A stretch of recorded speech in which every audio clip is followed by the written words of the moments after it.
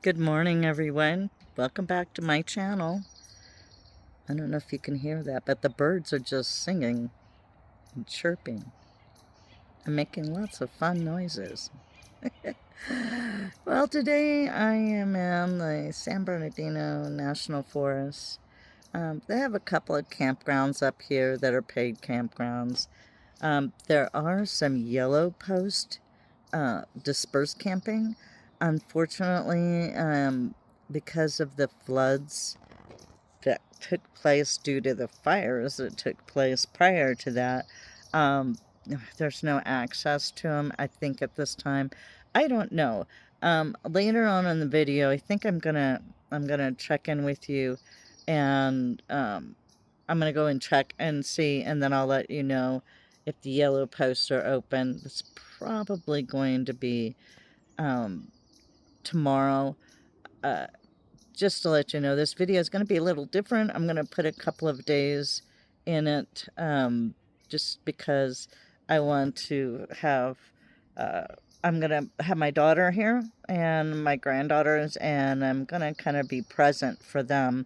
So the opportunity to film is going to be limited. So I'm going to have 2 or 3 days worth of video combined into one. Anyway, um, I guess I'll see you in a bit. Well, it's the next day. Nothing exciting happened yesterday. My daughter got delayed in coming, and she will be here shortly. And so we're only going to get one night together before she has to go back home. I just follow up on what I was talking about yesterday for the Yellow Post camping. Um, it's near Heart Bar Campground, but it's called Coons Creek Yellow Post. And from what I gather in my research, the access through Heart Bar Campground is not available because it was heavily damaged with the floods, and that campground is still closed. And you can access it, but a good portion of the road, I guess, is really rugged, and it's recommended 4x4 to get back there. What would normally be, from where I'm camping right now, it would normally be maybe a 15-20 minute drive to access the part of it through Heart Bar. It's from here now, it's 50 minutes. Because they take you out and back couple different Forest Service roads. So I don't have a 4x4. I'm not going to put my car through that right now. I will be hopefully getting a 4x4 in the future. I'd like that so I can do more rugged backcountry stuff, because my little car, she's taken a beating over the year. I treated her like a 4x4 in many instances. So I'm not going to do that. Like I said in a previous video, my car will be 19 years old this December, and she's got a little over 190,000 miles on her. She's taken me a lot of awesome places, though, I'll tell you. I really love my car, and I'm going to do what I can to keep her going. She's doing pretty good right now, though. I stay on top of all the maintenance. But anyway, I thought I'd just show you around my campground here, my campsite. It's beautiful. This is San Gorgonio campground, or yeah, I believe that's what it is. But I've camped here before a couple times, and it's I get the 50% off for my senior citizen or disabled pass with my pass. So if you have that, a senior citizen or a handicapped disabled person, all access national parks pass, then you get 50% off. And the same goes with the Mount Baldy one. I only pay $10 a night there. So that was pretty good. This one, I think it's $34 or $32 a night, and then 50% off of that. So I appreciate that. I do. It makes a huge difference in my budget when I'm not able to access boondocking or dispersed camping in my my local area. All right. Well, first let me have you say hello to Dobby. This is Dobby. Can you say good morning? Are you watching a squirrel? Do you see a squirrel or chipmunk? You want to say hi? Hi. Good morning. You want to say good morning? Tell everybody hello. Oh, that sunk in your eyes. Oh. All right, so this is my campsite. I set up my shower tent. I'm not showering here. Oh, by the way, at this campground, they have showers too. So that's a big perk. But this is my campsite. It backs up to the forest. I like this site. I usually try to stay outside here to the back side of the campground because A, the road noise is minimal, and B, I have the forest behind me. Now, I will tell you that this area is heavy with rattlesnakes. They have signs all over the place. So anyway, just if you're going to do hiking, stay on the trails and keep your eyes peeled. Keep on the lookout. All right, Dobbs. So this is the campground. I'm using my SUV tent. We had rain the first day that I got here, and I like to have this set up for rain because you can see hopefully you can see it's got mesh here, and it keeps the airflow. And I treat this like I would any tent. Once a year, I spray it down with protectant, water repellent protectant, so that it's better for the leaks. And I have this set up. Believe it or not, at night I just close this hatch. I pull all the extra stuff out of the fabric out, and it hits the latch. So this is what I'm talking about. I just pull this all out, and it will latch up. And I keep this loose. This is the awning, and I can just keep it loose, and it closes just fine.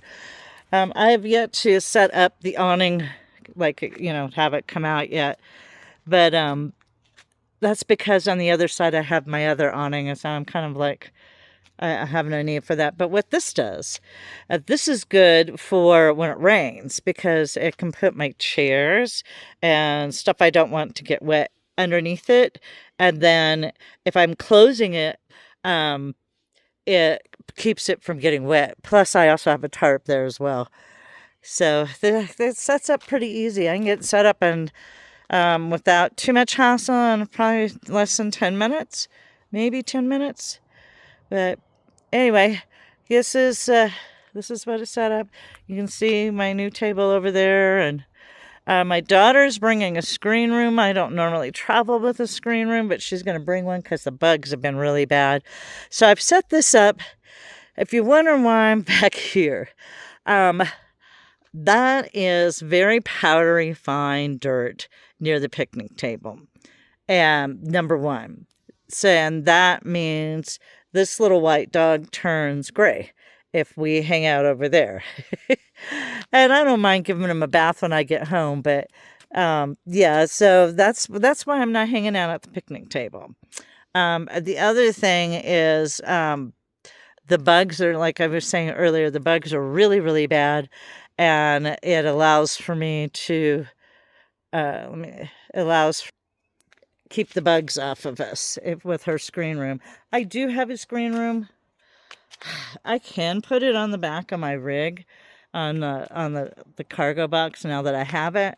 But I'm just not sure I'm just not sure that I want to travel with it everywhere I go. I think this summer we're going to be local. I will be in Kings Canyon in August, so that's going to be nice. It sure is nice to get back out and get camping.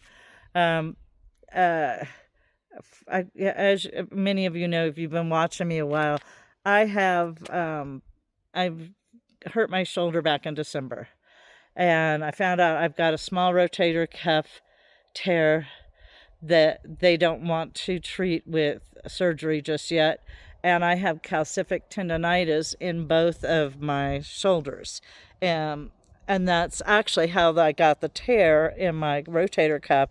The calcium build up there on the tendon cut my rotator cuff picking up a bag of groceries. Anyway, yeah, so this is what I've been doing so far. We're going to go down to the lake today. I'm going to try and film down there. I'm not sure I'll be able to, but you know, because I'm going to have the grandgirls and I don't put them on camera. I don't put my family on camera. Just out of their, you know, it's privacy. And so anyway, we're going to go down to the lake, and there's a little beach there, and hang out, and then come back here. And tonight we're having an Asian salad, chicken salad for dinner, and a big campfire. You know, I've mentioned before in videos, I'm not a huge campfire fan, mostly because I sleep in my vehicle and I have it open and airing out, either with the SUV tent or just the curtains open and the hatch open, the curtains covering the back to keep the bugs out, and the hatch open. But what that does is it lets smoke inside the vehicle, and I don't want my bedding and my clothes and everything to smell like that. Pretty much, if I am by a campfire, I have to change clothes afterwards because the smoke will permeate everything, and then I'll go into my car, and no matter what you do, it'll smell like smoke. So I typically I change in my pajamas at night and leave my clothes on top of my cargo box to air out before I pack them away. But anyway, so I might just end this video here. I've got some stuff to do. I'm gonna try and get some footage at the lake. So I won't sign off just now. But yeah, if you want to watch, we'll get to the end of this at some point. Like I said earlier, I was, yesterday, it's gonna be a couple days video. All right. Well, I'm not gonna sign off, but hopefully the next time, later on today, I'll take you to the lake. So hang tight. Well, I made it to the lake. Not the lake we were gonna go to, but we ended up at Big Bear Lake. We were going to go to Jinks Lake, Jenks. Unfortunately, right now they're having what's called a no contact. So you can't, with the lake, you can't go swimming in it. You can go fishing, but you can't go swimming. So anyway, we came up here at Big Bear Lake. You can see behind me, it's absolutely beautiful. Bit windy, but if you're in the sun, it's been warm. Alright, well, I'm going to wrap this video up finally. It's been a nice few days that I've been camping. I'm happy to share it with all of you. I hope you guys have a great day, and thanks for detouring with Donna.